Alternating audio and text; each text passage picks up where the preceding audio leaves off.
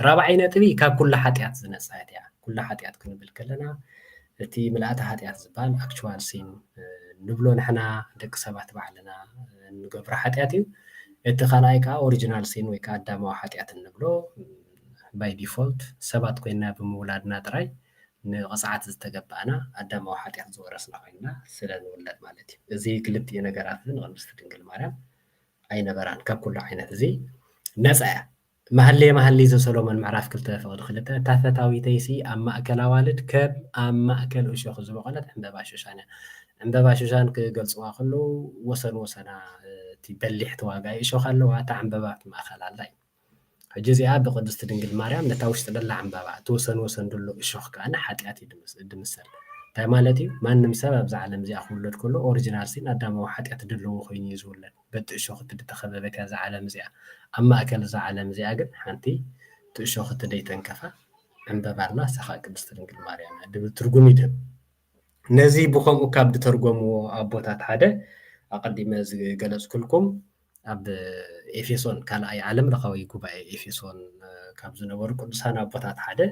ቅዱስ ቴዎድሮስ ዘእንቆራ እዩ እንታይ ድብል ለዚ ትንቢት ዝትርጉሞ እንከሎ ማለት እዩ ንጽሕቲ ድንግል ነውሪ ዘይብላ ብዘይነቐፋ ዝኾነት ማንም ዘይተንከፋ ህፀፅ ዘይርከባ ብስጋን ብነፍስን ቅድስት ኣብ ማእከል እሾኽ ከም ዝበቆለት ዕምበባ ምባል ነዚ ብድሰማማዕ ይትርጉሞ ቅዱስ የራቅሊስ እውን ካብ ንጹህ ዘርኢ ዝተፈጠረት ድንግል ናይ እግዚአብሔር ምሕደር ከም እትኸውን ኣይፈለጣን ኢሉ ካብ ንጹህ ዘርኢ ዝተፈጠረት ምዃና ይገልጽ ቅዱስ ገርጎርዮስ ዝናዙ ካብ መጀመርቱ ካብ ጥንቱ ብመንፈስ ስጋን ነፍስን ንጽሕቲ ካብ ዝተገብረት ድንግል ኢሉ ብመንፈስ ብስጋ ብነፍሲ ንጽሕቲ ምዃና ይገልጽ ቅዱስ ቴዎዶጦስ ኣብ ካልእ ጽሑፍ እውን ወይረክሰት በኢምንትን እዮም ዘፈጠራ ካብ ትፈጠር ብማንም ነገር ኣይረኸሰትን በምንትን እዮም ዘፈጠራ ኢሉ ከም ዘይረኸሰት ይገልጽ ካልኦት በዓል ቅዱስ ኣምብሮስ ቅዱስ ገርጎርዮስ ዘእንዚናዙ ቅዱስ ኤፍሬም ሶርያዊ ቅዱስ ዮሐንስ ኣፈወርቅ ቅዱስ ኣምብሮስ ቅዱስ ኤፍሬም ቅዱስ ብዙሓት ኣቦታት ነዚ ትምህርቲ እዚ ምሂሮሞ ኣለው ኣብ ናይ ፕሮቴስታንት ዓለም ምስ ንመፅእ ብጣዕሚ ዘገርም ነገር ቶም ናይ መጀመርታ ዝነበሩ ኣቦታት ናይ ፕሮቴስታንት መሰረት ዝበሃሉ በዓል ሉተር ዝዊንግሌን ካልቪን ገለመለ ዝኣመሰሉ ካብዞም ሕጂ ደለው ፕሮቴስታንት ብጣዕሚ ዝተፈለየ እምነት ብዛዕባ ቅድስቲ ድንግል ማርያም እዩ ዘለዎም ማለት እዩ ብዛዕባ ንፅህና ይኹን ብዛዕባ ድንግልና እሳቶም ዝመሃርዎን ሕጂ ዝምህርዎ ደለው ንሓድሕዱ ዝፃረር እዩ ሉተር ንኣብነት እንታይ እዩ ድብል ነይሩ ናይ ማርያም ነፍሲ ምስ ስጋእ ካብ ዝተዋሃደትሉ ግዜ ካብ ሓጢኣት ፍፁም ዝነፅህትን ጥንቲ ኣብሶ ዘይብላ ብፀጋ እግዚኣብሔር ዘጋየፀት ንፅህቲ ነፍሲ ኮይና ምስ እግዚኣብሔር ዝተዋሃደት ንፅህቲ ነፍሲ ተቐቢላ ነይራ በዚ እውን ድንግል ምንባር ካብ ዝጀመረትሉ ግዜ ካብ ኩሉ ሓጢኣት ዝነፅህት ኮነት ነዚ ምእማን ምቁር እዩ ማርያም ናይ ብሓቂ ኣዲ እያ ንሱን ናይ ብሓቂ ወዳ እዩ ስለዚ ሰብነታ ንባህሪኡ ዝሰማማዕ ናይ ኣድነት ተርእዮ ተዋፅኢ እዩ እንተኾነ ግና ክትወልዶን ከላ ኢሉ ብዘይ ሓጢኣት ስለ ዝኾነ ክትወልዶን ከላ ብዘይ ፃዕሪ ኣስተውዕሉ እዚ ተሃድሶ ከም ዘመናትና ዝሰማዕና ኣሜሪካ ደለው በዓል እዚ ድምኩሕሉ ዶክተር ተኽለ ኣብ ገለገለ እንዳበሉ እሳቶም ከማን ነዚ ኣይኣምንዎን እዮም ብጣዕሚ ዘሕዝን ነገር ማለት ንሕና ኦርቶዶክስ ኢና ናይ ተቐዳሚት ቤተክርስትያን እምነት ኢና ንኽተል ቸርች ፋዘርስ ዝበሃሉ ገለመለ ብናቶም ትምህርቲ ኢና ንኽተል ዳሕራይ ተባላሲ ገለ ድብሉ ፅዋይ ድምህዝ ደሎ ሓሶት እዩ ምክንያቱ ድንግል ማርያም ብፃዕረን ብቅልውላውን እያ ወሊዳቶ ድብሉ ኣዳማዊ ሓጢኣት ኣለዋ ከምዝለዋ ከምዚ ገይራ ገለ ሕውስውስ ኣቢሎም ዝምህሩ ሰባት እዮም ኣቦታት ከም ዝረኣናዮም ግን ብዘይ ፃዕሪ ብዘይ ቅልውላው ወሊዳቶ ዘለዓለማዊት ድንግል እያ ገለ ኣደ ኣምላኽ ኣይትበሃልን ኢሎም ዘማጎዱ እዮም እዚኦም ናይ ተሃድሶ ማለት እዩ በዓል ሉተር ግን ናይ ሉተር ትምህርቲ ምስ ሉተር እዮም ዋላ ቆርብ ክፅጉዑ ደይከኣሉ ደለው ሉተር ግን ከም ዝንሪኦ ዘለና እንታይ ይደኣምን ደሎ ሓደ ካብ ኣዳማዊ ሓጢኣት ነፃ ምዃና ካብ ዝኾነ ዓይነት ሓጢኣት ነፃ ምዃና ቅድስቲ ድንግል ማርያም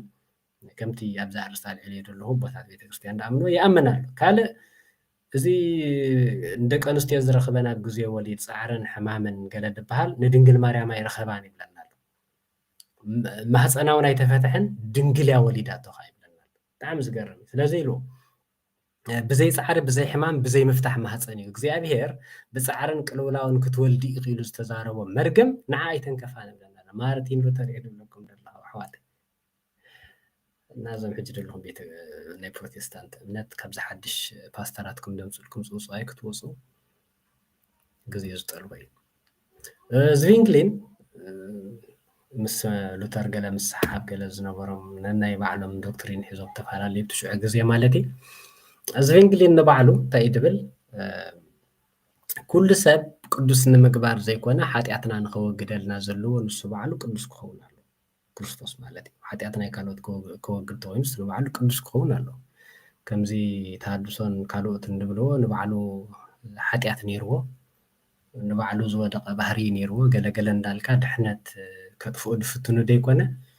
እቲ ድሕነት ሰብ ክህብ ድመፅእ ንባዕሉ ቅዱስ ክኸውን ኣለዎ ቅድም ብፅቡቅ ኣገላልፃ እዩ እዚ ስለዚ እግዚኣብሄር ነዲኡ ቀደሳ እዩ